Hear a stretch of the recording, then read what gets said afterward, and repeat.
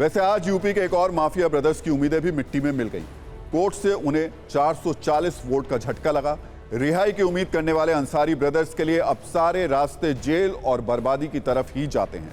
कृष्णानंद राय हत्याकांड में माफिया मुख्तार अंसारी को 10 साल की सजा और उसके भाई अफजाल अंसारी को 4 साल की सजा हुई। अफजाल अंसारी अभी गाजीपुर से सांसद है। 2 साल से ज्यादा की सजा होने के कारण अब अफजाल अंसारी की सदस्यता का जाना तय है। लेकिन आज सुनवाई और सजा से पहले इन दोनों माफिया भाइयों का गला एक बार जरूर सूखा होगा। धड़कनें भी बड़ी होंगी और डर भी उसी तरीके से लगा होगा जैसे कभी इनसे लोगों को लगता था। आज इन्हें सजा सुनने के लिए कोर्ट में पेश होना था। पिछले कुछ समय से पेशी के दौरान हुई घटनाओं के बारे में सोचकर इनका मन भी घबराया होगा। माफियाओं को मिट्टी में मिलाने का जो अभियान शुरू हुआ है उसके बारे में सोचकर इन दोनों भाइयों के माथे पर चिंता की लकीरें भी बनी होंगी। कभी खुली जीप में अकड़ कर चलने वाला मुख्तार आज ये जरूर सोच रहा होगा कि उसके लिए जब कोई गाड़ी आए तो खुली छत वाली ना हो। हमेशा खुली छत में अकड़ और रौब नहीं बल्कि खतरा भी दिखता है। पिछले कुछ समय से कैमरे के सामने और कैमरे के पीछे जो हुआ उससे ये डर हमेशा रहता है कि कब क्या हो जाए कोई नहीं जानता। सजा से पहले दोनों माफिया ब्रदर्स को बड़ी राहत इस बात की थी कि सुनवाई के दौरान कोर्ट में इनकी पेशी वीडियो कॉन्फ्रेंसिंग के जरिए होगी। हालांकि ये राहत वाला माहौल कुछ ही समय के लिए रहा होगा। जैसे ही कोर्ट ने दोनों भाइयों को 10 साल और 4 साल की सजा सुनाई गई, माहौल में फिर से मिट्टी में मिल जाने वाला डर दिखाई देने लगा। आज मुख्तार अंसारी मिट्टी में मिलने के डर से कांप रहा है, लेकिन एक ऐसा दौर था जब उसकी गोलियों की गूंज से यूपी के पूर्वांचल में लोग कांपने लगते थे। मुख्तार अंसारी को जिस कृष्णानंद राय हत्याकांड में सजा हुई वो पूरा मामला 2005 का है। 2002 के चुनाव में कृष्णानंद राय ने अंसारी भाइयों को चुनाव में हरा दिया था। इसका बदला लेने के लिए मुख्तार ने कृष्णानंद राय को खुली सड़क पर मरवा दिया। AK-47 से करीब 400 गोलियां चली और कृष्णानंद राय समेत 7 लोग मारे गए। उन 7 लाशों पर 67 गोलियों के निशान थे। दिन दहाड़े ऐसी घटना से पूरे उत्तर प्रदेश में दहशत थी। FIR दर्ज हुई, लेकिन बात आगे नहीं बढ़ी।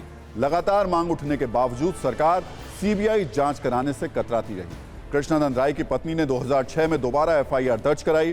2006 में जैसे ही जांच शुरू हुई, इस मामले में गवाह शशिकांत राय की हत्या कर दी गई। शशिकांत राय ने मुख्तार और उसके साथी मुन्ना बजरंगी के गुर्गों की पहचान कर ली थी। पुलिस ने इसे आत्महत्या करार दिया और मामला रफा दफा हो गया। लेकिन किसी का वक्त हमेशा एक जैसा नहीं रहता।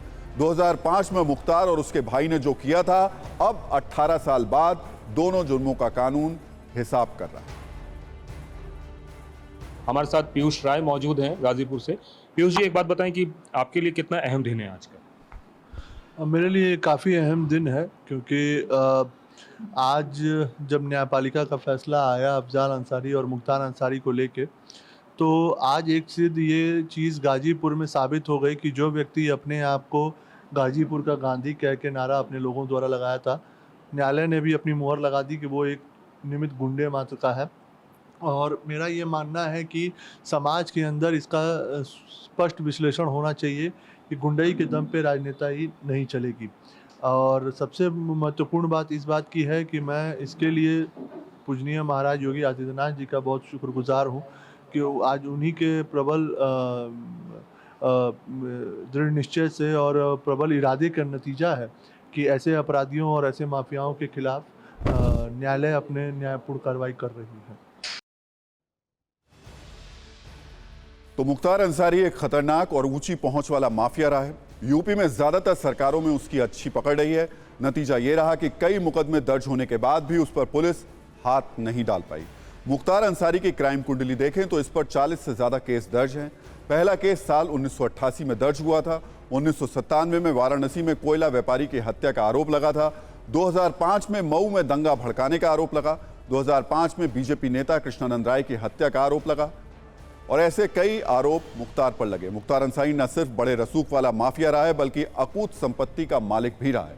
अलग अलग चुनाव में दिए गए हलफनामे के मुताबिक मुख्तार अंसारी के पास 21.88 करोड़ की संपत्ति बताई जा रही है। मुख्तार की पत्नी के नाम पजेरो गाड़ी है। मुख्तार के परिवार के पास 72,50,000 के गहने हैं। मुख्तार के परिवार के पास 27 लाख रुपए के हथियार भी हैं।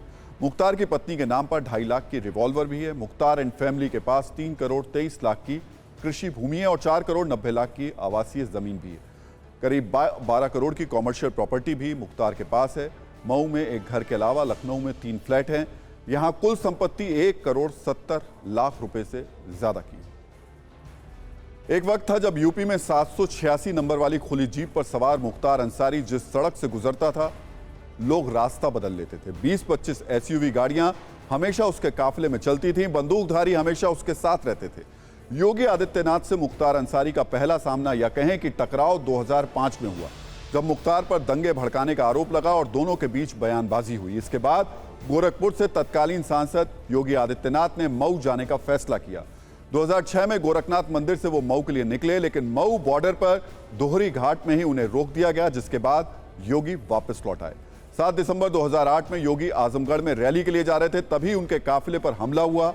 उस वक्त योगी आदित्यनाथ ने संकेत दिए थे कि हमला मुख्तार ने ही करवाया है। इसके बाद अगले 10 साल तक सब शांत था, लेकिन 2017 में योगी आदित्यनाथ यूपी के सीएम बने और मुख्तार का काउंटडाउन शुरू हो गया। मुख्तार को पहली बार डर तब लगा जब 10 जुलाई 2018 को उसके करीबी माफिया मुन्ना बजरंगी की बागपत जेल में हत्या हो गई। इसके बाद मुख्तार अंसारी खुद को उत्तर प्रदेश से बाहर निकालने की कोशिशों में लग गया और किसी तरह से पंजाब के जेल में पहुंचा, जहां वो बड़े आराम से रह रहा था और उसे वीआईपी ट्रीटमेंट मिल रहा था। मुख्तार अंसारी को वापस यूपी लाने के लिए 26 बार प्रोडक्शन वारंट जारी किया गया, लेकिन उसे यूपी नहीं लाया जा सका। मुख्तार को वापस यूपी लाने के लिए सुप्रीम कोर्ट जाना पड़ा। सुप्रीम कोर्ट के आदेश के बाद 2021 में मुख्तार को वापस यूपी लाया गया। इस दौरान पंजाब जेल के बाहर व्हील चेयर पर बैठे मुख्तार अंसारी की तस्वीर खूब वायरल हुई थी, लेकिन यूपी में घुसते ही मुख्तार अंसारी व्हील चेयर छोड़कर अपने पैरों पर चलने लगा। हालांकि यहां उसके बुरे दिनों की ऐसी शुरुआत हो चुकी थी जिसमें अपराध की सजा मिलनी तय थी। इतना ही नहीं, अब ना मुख्तार की मुख्तारी है और ना ही उसके गैंग का रौब। पिछले 6 सालों में मुख्तार गैंग की करीब 600 करोड़ की संपत्ति जब्त की जा चुकी है। मुख्तार की फरार बेगम आफशा अंसारी पर पुलिस ने 75,000 रुपए का इनाम घोषित कर दिया है। मुख्तार का बेटा अब्बास अंसारी भी जेल में है। यानी मुख्तार के बुरे दिनों की बड़ी पिक्चर अभी बाकी है और सीएम योगी की पुलिस जिस तरह से एक्शन मोड में है, उससे यह तय है कि माफिया मुख्तार के साम्राज्य का मिट्टी में मिलना तय है। यूपी में अब जब माफियाओं को मिट्टी में मिला दिया जा रहा है, तो सवाल यह है कि मिट्टी में मिलाने वाली ये सोच आई कहां से?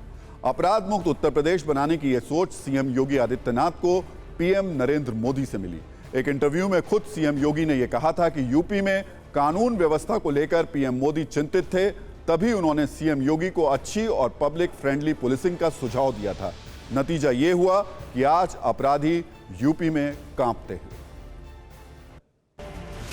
मार्च 2017 में मुझे प्रदेश के मुख्यमंत्री के रूप में काम करने का अवसर प्राप्त हुआ। उत्तर प्रदेश में काम करने का मतलब सबसे बड़ी चुनौती तो थी कि यहाँ पे माफिया राज पैरेलल था।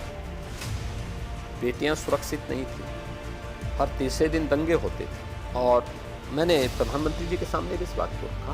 उन्होंने पूछा कैसे कैसे काम कर रहे हैं, उन्होंने बताया तो उन्होंने कहा एक और जनता के मन में विश्वास का माध्यम बन सकता है, वह है पुलिस का फुट पेट्रोलिंग। जब पब्लिक के मन में विश्वास बढ़ेगा और पुलिस और पब्लिक आपस में एक मित्रवत संवाद करेंगे, तो सबसे पहली जो चुनौती होगी वह होगी एक अपराधी और माफिया के लिए, वह भयभीत होगा। और फुट पेट्रोलिंग मैंने प्रदेश के अंदर लागू की। हर सीनियर अधिकारी से लेकर के एक सिपाही तक हर एक क्षेत्र में फुट पेट्रोलिंग का हिस्सा बना। आज परिणाम है उत्तर प्रदेश की कानून व्यवस्था अपनी एक सबसे बेहतरीन स्थिति में आज के दिन पर है।